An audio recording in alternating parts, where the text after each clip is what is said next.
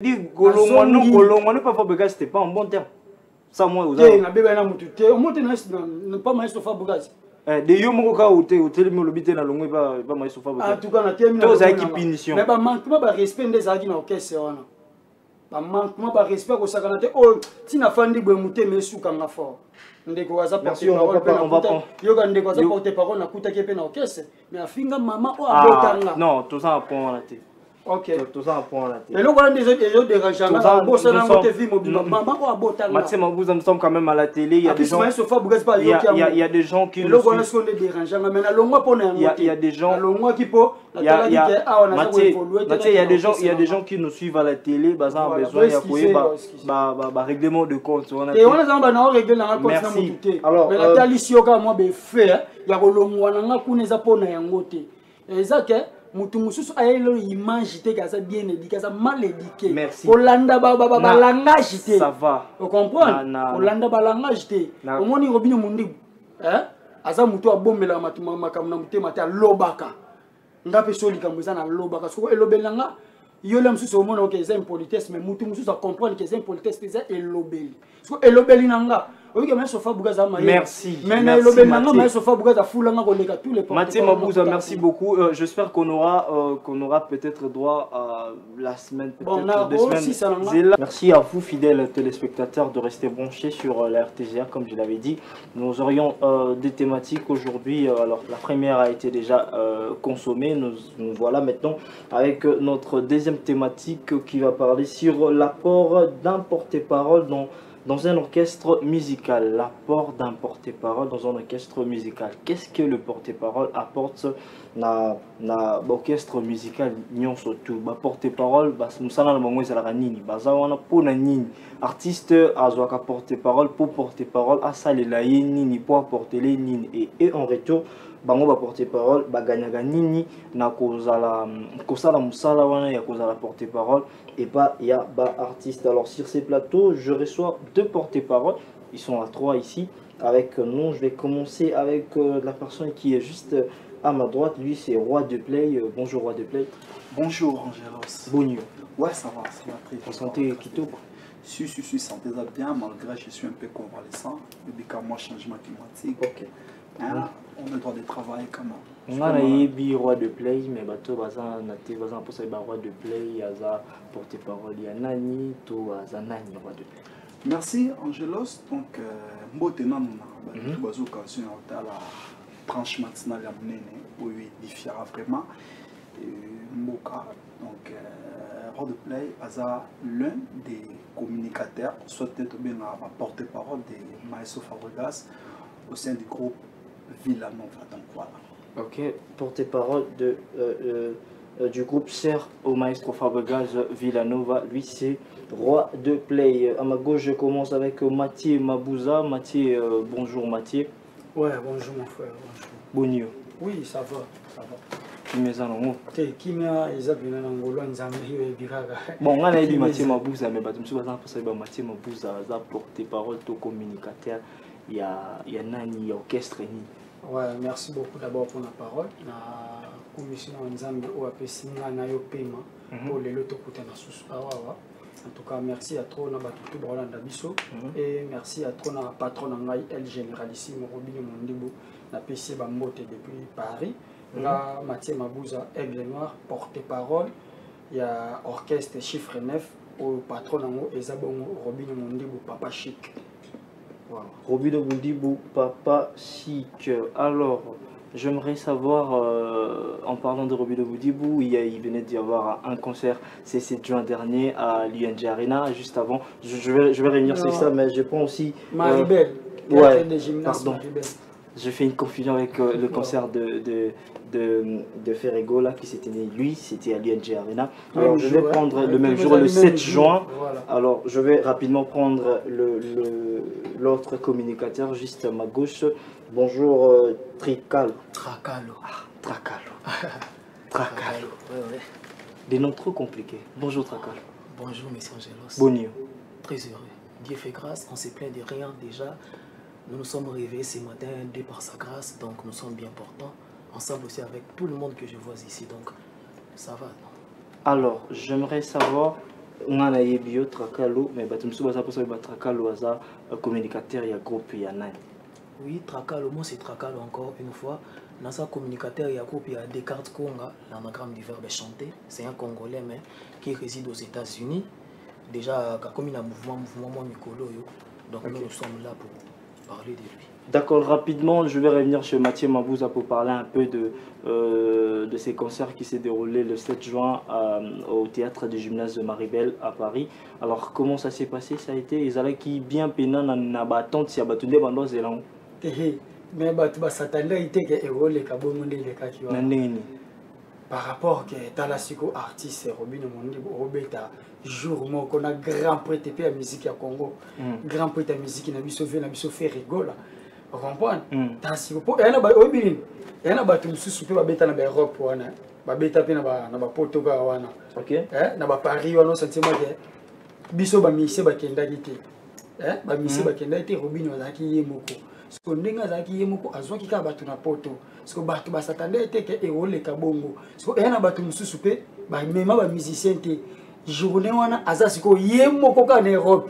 Aobeta ka yemoko. Vous comprenez? Aobeta yemoko azule pe ba misia poto.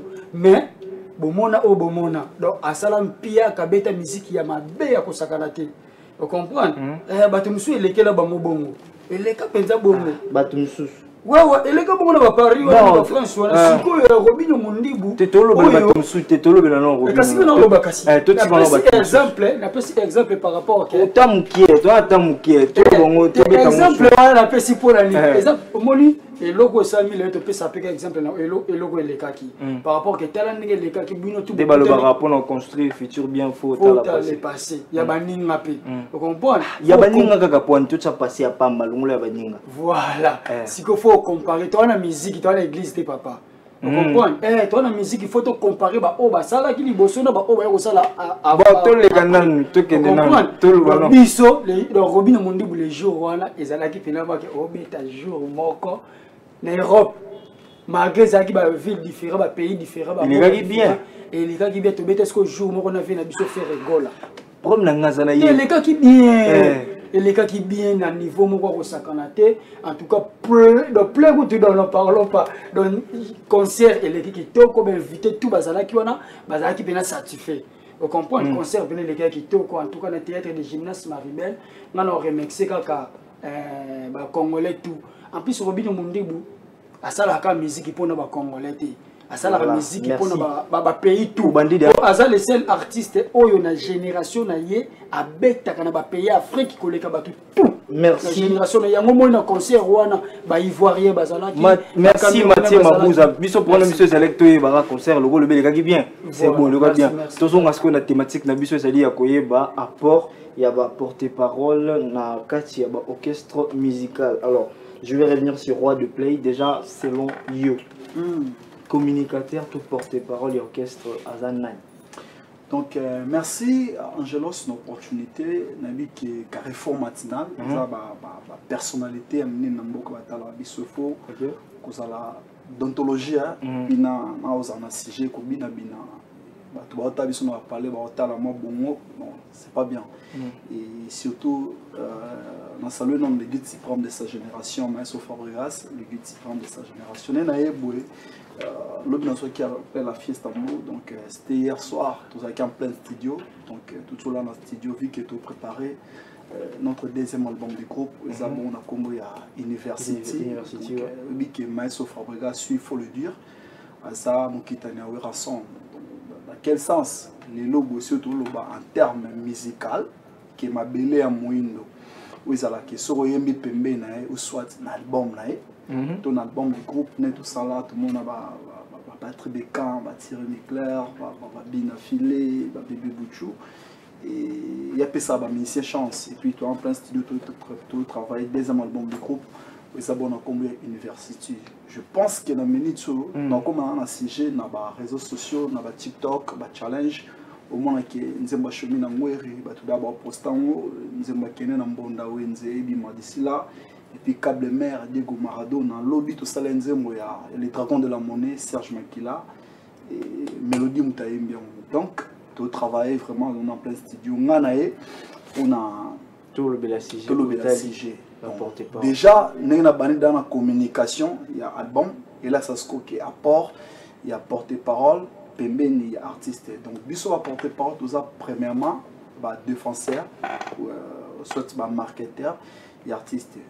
Comme la minute on a dans le studio, artiste orienté au four, à la TV, biso, tu présenteras l'artiste dans biso valablement. Donc, éducation, critères, ma camboni na otinda yo oloba na TV au présenter, les a rôle, il y a communicateur. Puis tu joues un rôle mon neti plusieurs concerts au betaka, séance à studio, promotion album et tout.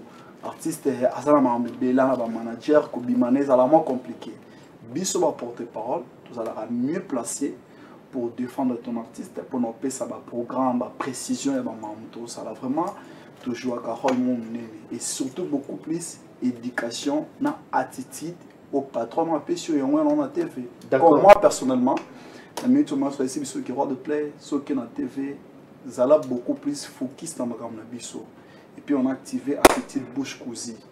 Toni monoko tolo bara à part ma gamme na biso, tolo ba ma gamme sous na côté négatif. Donc on est là pour nous promouvoir surtout beaucoup plus culture congolaise.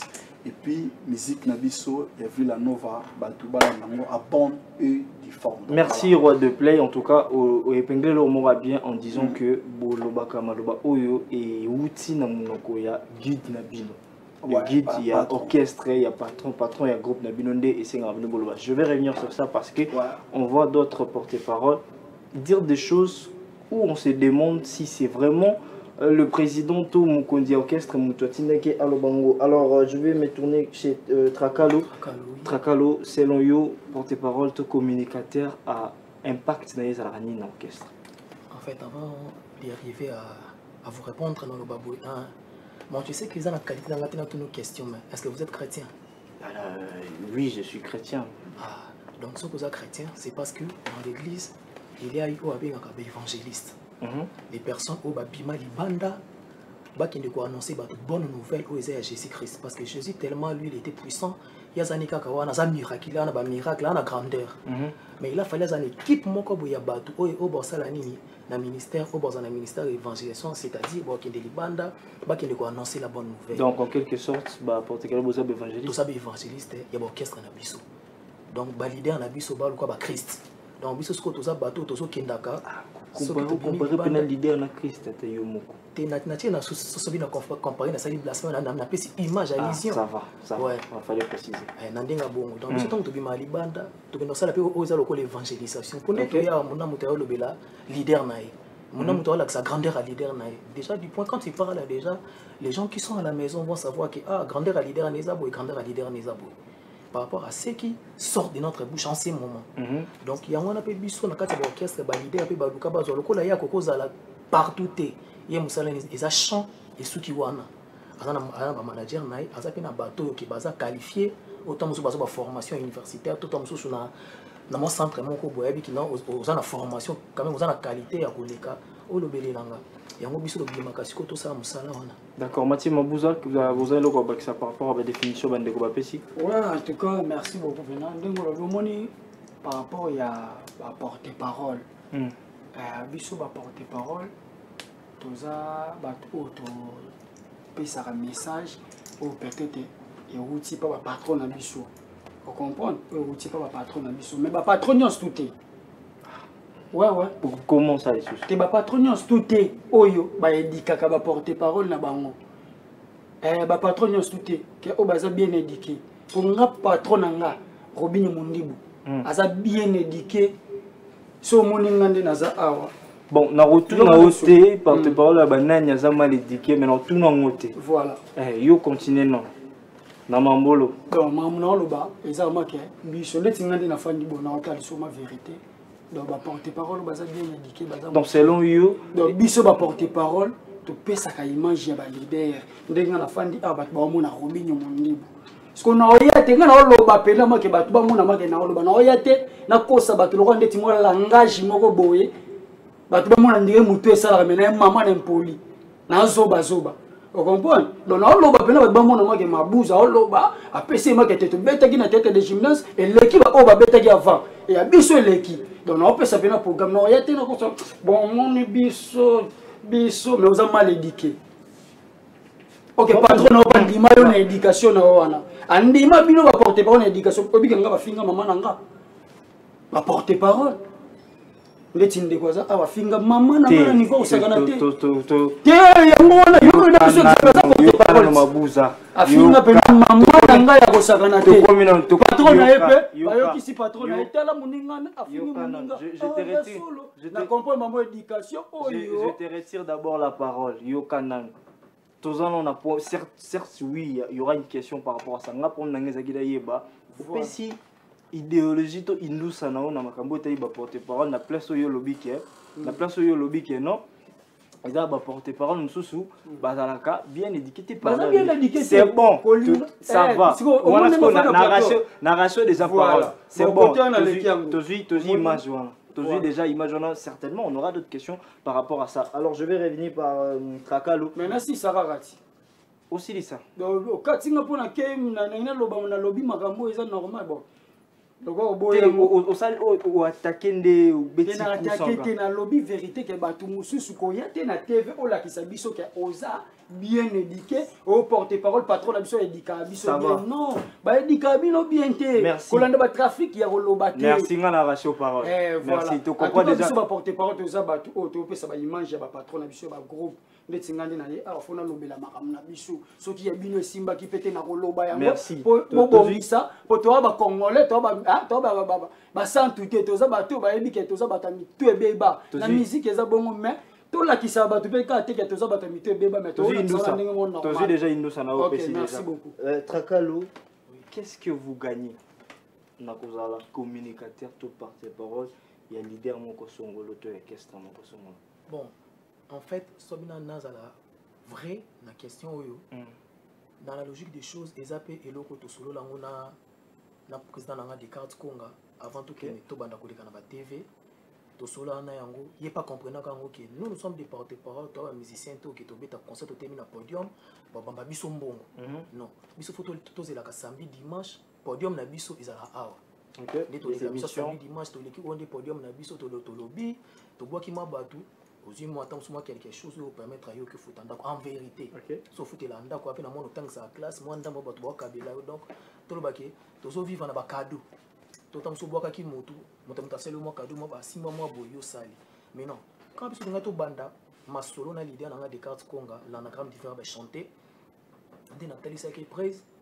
au minimum le quoi tami balé ti la biso tamo eloko mo boye au futaka biso chaque fin du mois, on va nous permettre à biso que nous sommes na TV boé tout ça la kabou et puis nous sommes na TV la musique ya Congo porte parole presque nyonso ali kana mbongo na yiko porte parole na orchestre pense que na orchestre tout na 90% 90 dans 90% oui 90% porte parole ali kana mbongo na yiko pour parler pour la leader na pour le après ça pour la leader na et maintenant sur le 27 des cartes on a vu ça qu'est-ce que biso na orchestre yibali na ngote pour être vrai to bimisika et posa na poto ko bimisika déjà tant ngano ke ndoluka na senga kambongo pona kenda kolobela moto nano ayebani na note et ba nous a difficile pona Congo tam suba ninga ba kabelo po ba mono tam suza porter parole il y a héritier il y a Fabrikas il y a Robinho Mundibu oza na mo notoriété mo oza orchestre mo déjà yebani na sima kombo leader ba luka ba kabelela o mais siko so bandisika et ke na ba yana tanga kombo leader et ba nous a mo parce que quand on bâtir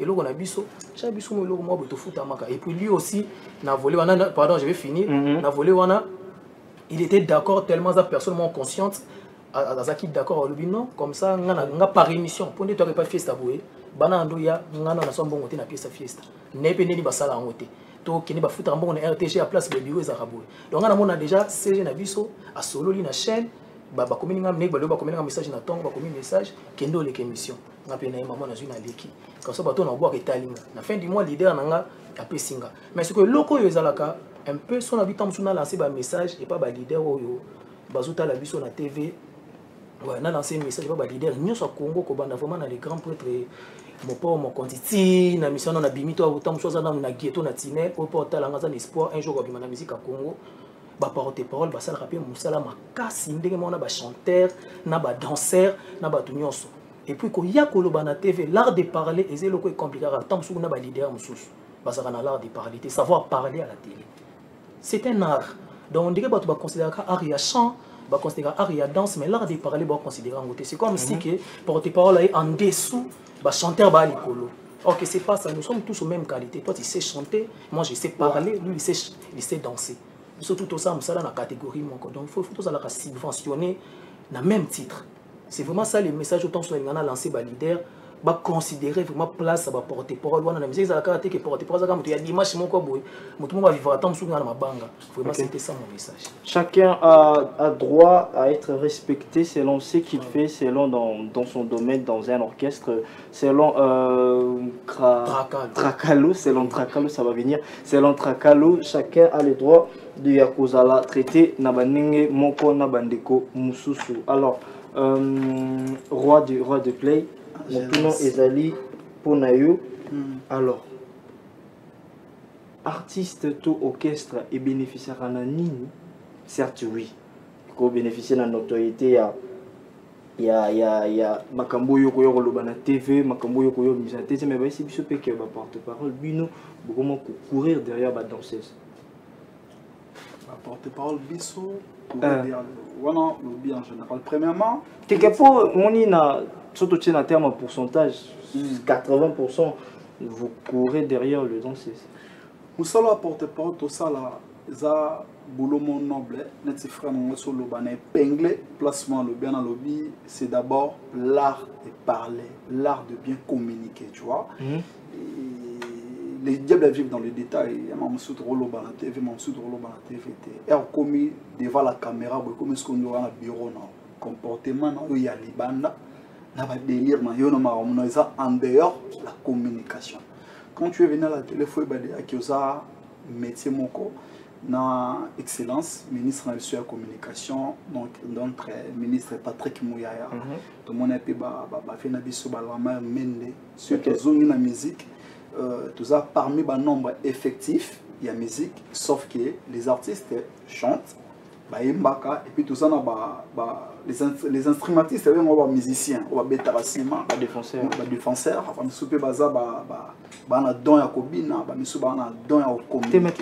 rapidement, bien.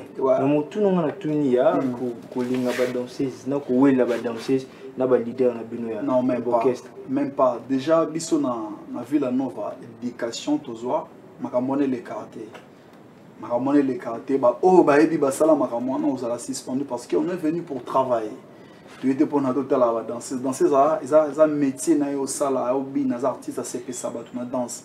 Ils ont communicateur, porte-parole, orchestre, on a présenté leader dans les Canabajans, Balobi, mais mais ce sont de faits. Voilà. Ce sont de faits. Il y a certaines orchestres comme ceux dont j'éteins les noms. Ça s'est passé, ça s'est fait. Dans Roi de Play, non.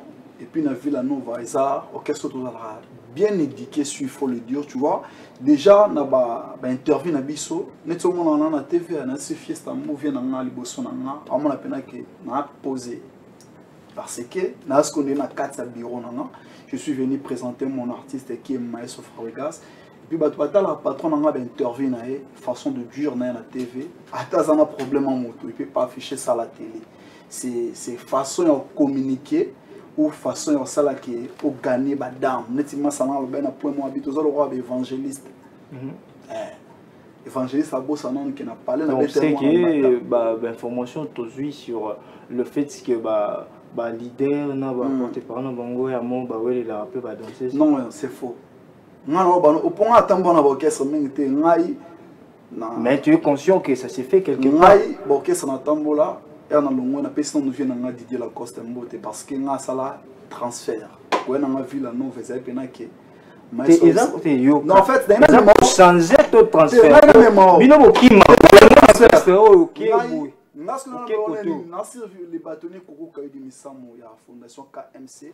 Aza vient dans Onebaki et Nazaki Pembeni à Didier Lacoste. Vient dans les seigneurs de la terre full boss et Biatak à PC Bambote. Ngai, je suis porte-parole de Didier Lacoste.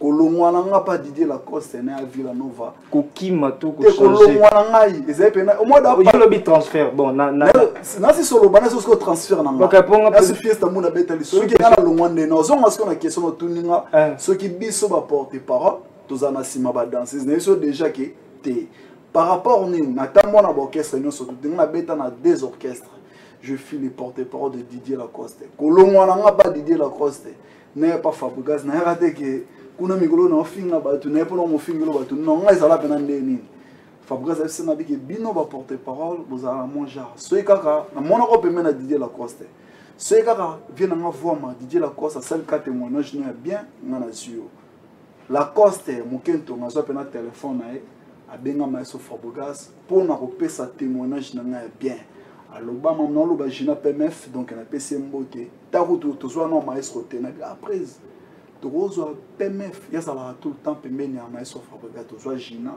Gina passe ok asa pena ke zwa roi de player kota déjà na deux orchestres na tambola na mona makambo wana te na beta makambo na vivra tendeni donc ngai transfert na nga oya Villanova ezai pena ke deux patrons ba solo li pona kota mais ça va transfert monsieur ça de ma pe ka finga na ya ba transfert monsieur ça de ma pe na yo ba yebi vino yo o finga rano batu na ba TV ok ko oya na orchestre mo bo ba zio ba longolo option na babi au fin à théolo tout ça sera compliqué aller soit loin l'orchestre Akimi pour comment maloba bossa na bité mon joueur na bossa na ki ba kosenga yo ndeni yo grand garçon au maîtriser ma bossa la te yango moni kopo to sala musalo to sala vraiment bon to pesa pe eza des sujets ya musala na biso yango na lobit eza na batu lelo ba bomela biso misala o za pona manque ya confiance na opportunité ba pesio moni soko lia na sani na kotala sani muninga te po ebi réalité te donc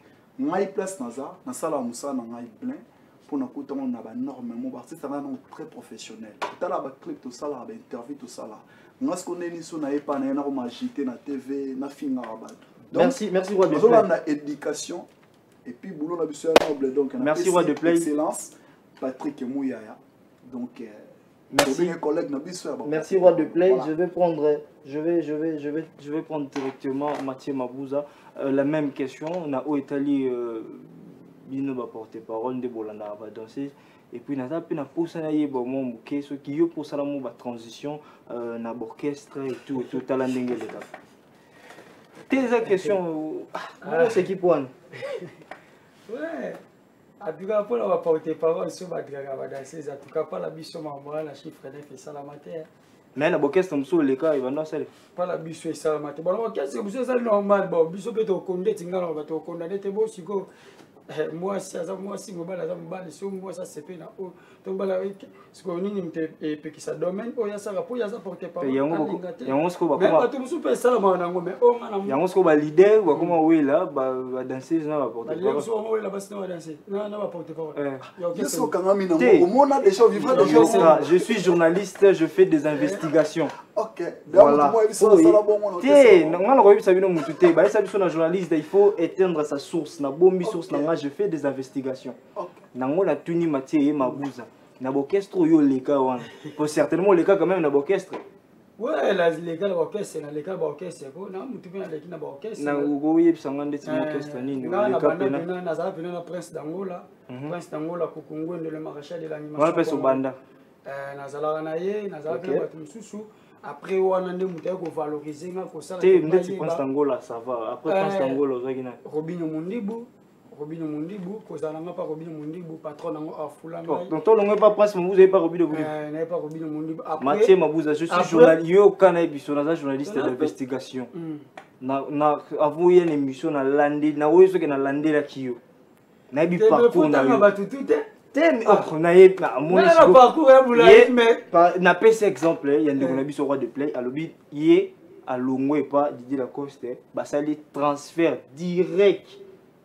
Et pas ya Fabregas maestro. Te walo to tuna wolo ba to so na ngana yo. To so la nga yo ko tsa siko ba tu. Te na pese ka exemple kasi. Eza kwa yo. Ngana pese be exemple ah katinga. Te wana te. Yo pese be exemple ba tu ça. Ngana pese exemple. Non, je veux dire que c'est moi qui ai le monopole, ngam dans la monopole émission. Ouais.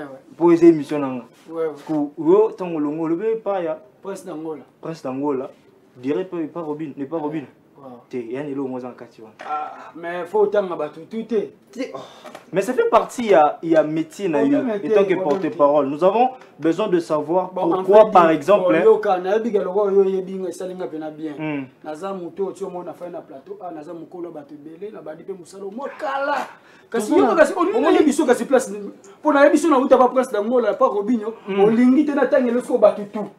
Kasi on a bandoye biso. Bon, na banda kala na 2005 pa vena nga modogo barambo. Na longo ba modogo barambo na ke pa vena nga kabose na salega 3 mois. Na longo pa kabose na ke pa vena nga soleil na salega 1 mois. Na longo pa vena nga soleil na yepa vena nga mo ba thérapie kala pampa kester ma yeba na te comme ni malembe cha 4 na sala inane 4 tous les gars bang na longo pa malembe cha na yepa babi Schengen 5 vena nga mo azali na Belgique ya sala orchestre nga sko porte parole ça va tous les gars na bangola ba tous les gars bang na tanga la te yo na lingi na tanga la te nga yoka nga te na ngande na lingiti na linginde parcours na yo tant que porte parole. Parce que nous sommes en train de voir dans le sens où le porte-parole pour orchestre parce que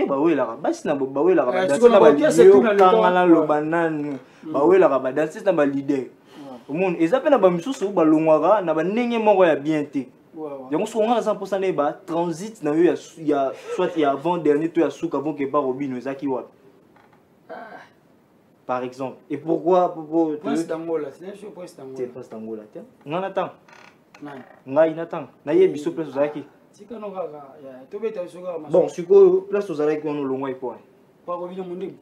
Pas Robino T. Place aux Zaki on. Place aux Zaki avant après Prince d'Angola. Place aux Zaki on. Transfert on pour que pas Robino loin point. Parce que vous apportez parole. Il faut évolution, il faut évoluer puis na vie. Mon avis faut le carreau ça impact. Nathalie qui a remis mon début à sa star. Nous avons colonisé musique il y a génération. Parce qu'avec les investigations que je fais, on m'a dit que vous apportez parole non trop poignant. Tu donnes des coups ou là tu as bagante ton bête à bakou non. Ça veut dire ton bête à coup, bête à rapina coup. C'est pas l'une des raisons où orchestre on a balon la gueule. Tu vas ça avec le transfert. Ah bon, la comprends si vous sous-côté sous le comporter. Donc au bon place sur le bas, ils ont Villanova. Voilà. Bon, Villanova les années, on a zagi pas Robin Mondego. OK, c'est na biso. Vous comprenez? OK, c'est na d'abord vous OK, c'est na ngapé na. Chiffre 9. OK, si yo kana te chiffre 9, ils OK, c'est na nga. Na fanda kana ngawana na galère na makambutu. Na zawa na OK, c'est o et matisa nga ba avion. Oh ba porte parole mususu ata ba kongo no ba mona ngote na orchestre na bango eza orchestre oyo ba sombela nga mutuka oh ba porte parole mususu ata moto pa mona orchestre na bango ba sombela bango mais na osengela bango directement na ndimi kasi sikoyo moi galère moko ya mukie kota ki na orchestre na nga pembe na patron na Robin Mondibu nde sala kike na longwa na kenda ki Villanova on na kenda ki Villanova pa mayeso Fabregas na pesi ba mbote place aza ye na rofinga ka été mayeso Fabregas po lobby a kosenga ka pe Robin Mondibu pardon Ninga senga de plus pardon au moins ce qu'on a notika na soni so na finga mayeso Fabregas comprendre na pesi ba mbote na leka ki na oteki Villanova pona ya super Robin na nde na omona na oteki Villanova na oteki Villanova o na moni eza ote omona image ozomona ona ba transfert na yo pesa ki légal transfert légal o te ma za ki no ba mama transfert ya botika la yo guys papa bato mususu to baolo biso ga transfert obi abeta combien d'années to combien de mois pour président sur la neta boy so ke za ki transfert mais ngai na longwe lelo pa Robin Mondibu mayeso Fabregas azwinga mbala moko AFC bato tout ba témoin baza pia AFC bango to moni orchestre au porte parole azwa salaire te banda lelo CG mabuza fo mo azwa salaire siko na ite pona za ki nani na ebeka ke mabuza aya ba pesa programme ya Robin Mondibu na TV siko makambo onga na ndolo ba pa Robin Mondibu ba programme onga na ndo pesa la pona Robin Mondibu soki ezalaka mabe est-ce que mutama yele musique donc ba yeso Fabregas est-ce que ngaka zwanga est-ce que ngafula ngandinga fuli ba est-ce que ngafula ngakoleka tous les porte-parole na kutaka wana siko tongo outie je zela non mona clarté siko yo kana yo zela ngana vile no vamula mo yeso Fabregas ofula kanga okabela nga bambongo na podium mais na kuta batu siko balo be logo tenga na l'équipe bango yo kana Yoka. En tout cas, maestro, merci pour l'avoir nous foulé dans l'orchestre. Collègue va porter parole, tu vas écouter Rawana. Yoka. Olongwe, pas Robin, ok, pas Fabregas. Olongwe, pas Fabregas, ok.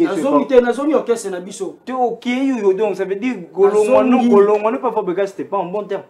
Ça, moi, vous avez. Pas maestro Fabregas. De yo moko ka hotel me lobité na longwe pas maestro Fabregas. En tout cas, na terme to za ki punition. Mais ba manquement ba respect des aki na orchestre wana. Ba manquement ba respect ko sakana te oh tina fandi boy muté me suka nga fort. Ndeko waza porter parole pe na kuta. Yo ga ndeko waza porter parole na kuta ke pe na orchestre. Mais afinga mama o abotanga. Non, tout ça apprend la tête. Ok. Tout ça apprend la tête. Et là, des autres dérangeants. Nous sommes quand même à la télé. Il y a des gens. Il y a des gens qui. Il y a des gens. Il y a des gens qui nous suivent à la télé. Ils ont besoin de règlement de compte. Merci. Alors,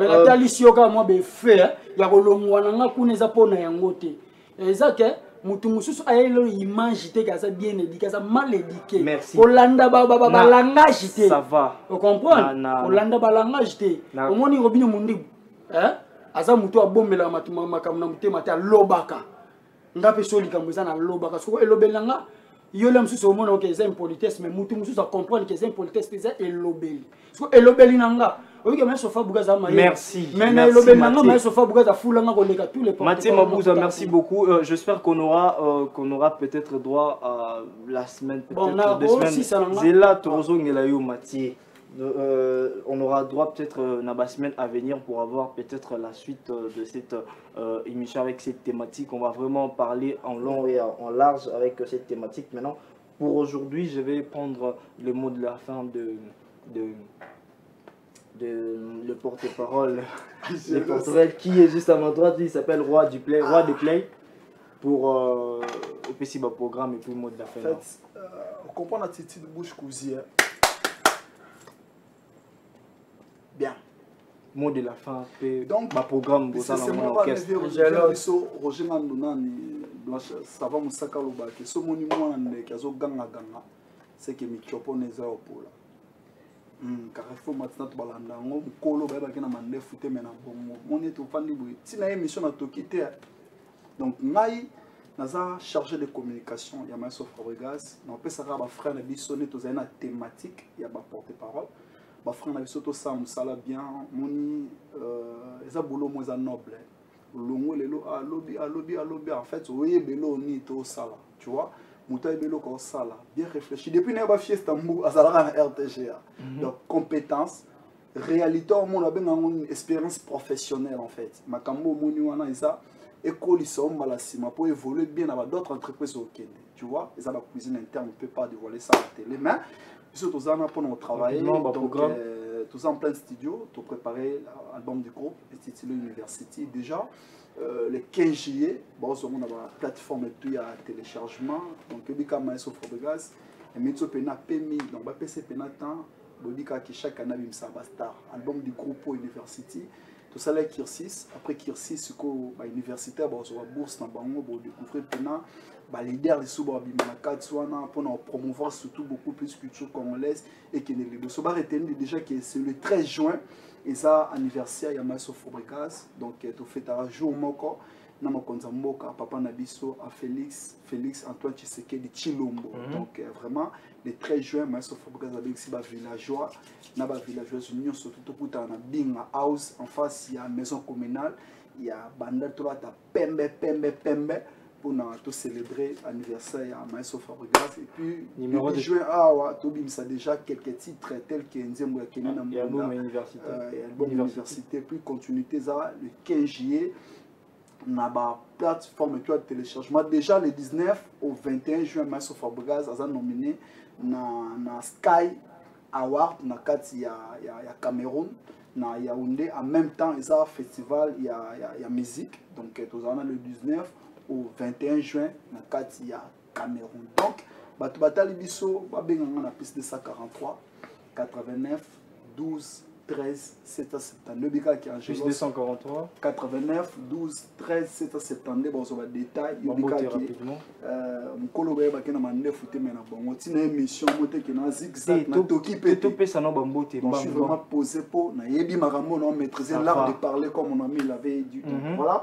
Je tiens infiniment à souhaiter la crème du barreau congolais, avocat de la République, les bâtonniers Coco Kaidi. Rapidement, parce que nous courons de la République. Tara d'abord avocat de la République, donc il faut beaucoup de réflexes. Et puis les seigneurs de la terre, full boss, et bien tac. Fisto et tout, MD, des représentants valables, et un panneau solaire dans le mot qu'on a vu tout à l'heure là, tout dans le studio. Et puis le DG, Serge, Sesui, Ndanda, le mémoire d'un éléphant, le dragon de la monnaie.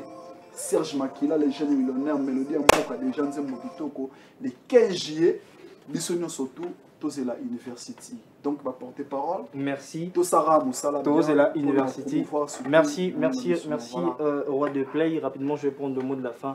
Il y a Bisso Trakalo et puis Trakalo évangéliste. Oui, rapidement, tous les mots de la fin et puis programme il y a leader de orchestre rapidement. À la lumière de tout ce qui précède, le 13 juillet ils ont sorti officiel, il y a Nzembo Nabiso copilote où ils ont première chanson Nabiso, donc c'est-à-dire première pierre au leader dans des cartes qu'on a posé dans la musique congolaise et ça le 13 juin au plus tôt.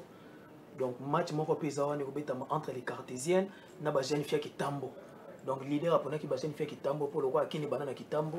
Association Moïsalama qui a na ba jeune fille qui tambo donc ba cartésienne na ba cartésienne to ya ko beta match na bana qui tambo donc lobby to après lobby to ko ya poto pe ça ba conclusion par rapport à message wana.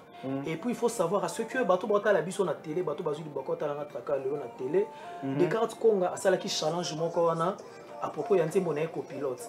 Challenge est déjà depuis le 1er juin et aussi là, le 29 juin.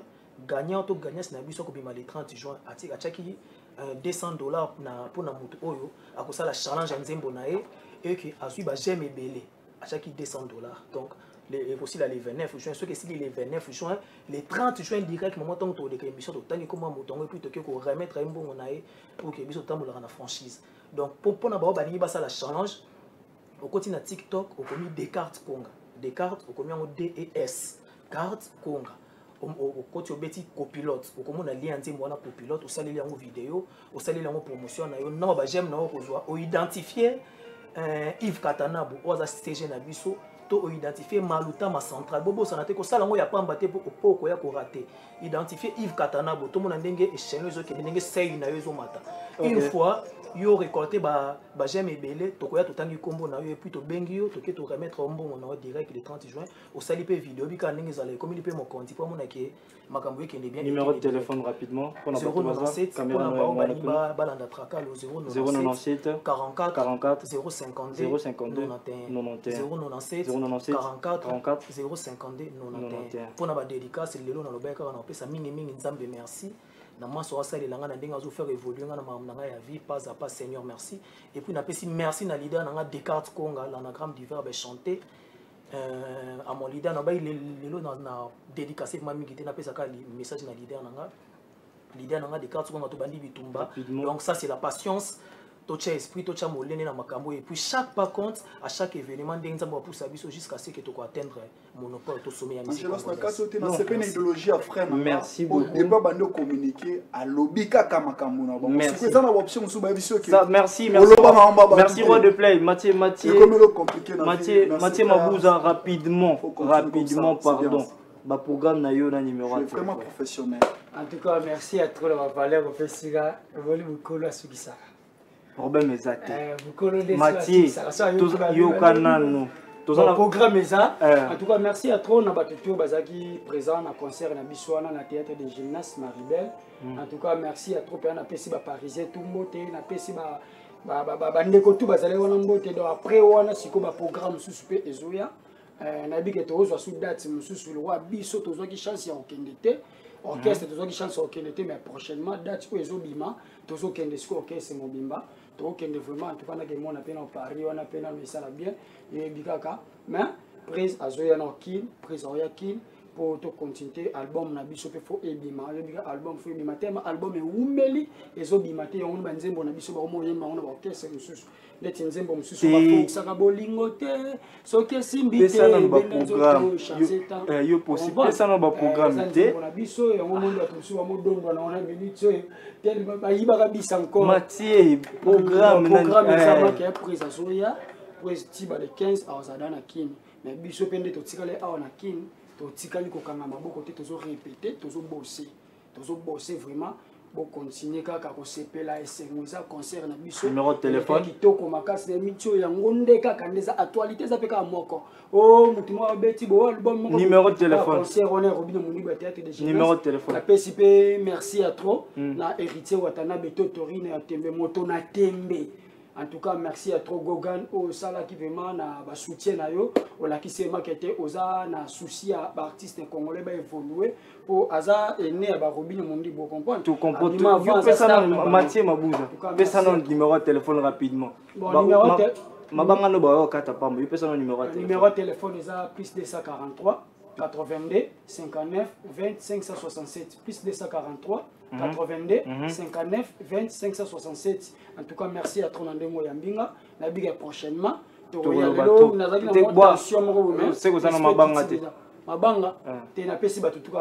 D'accord, merci beaucoup. C'était Carrefour Culturel. On se retrouve le mercredi prochain. Je vais demander à nos invités de nous tenir debout.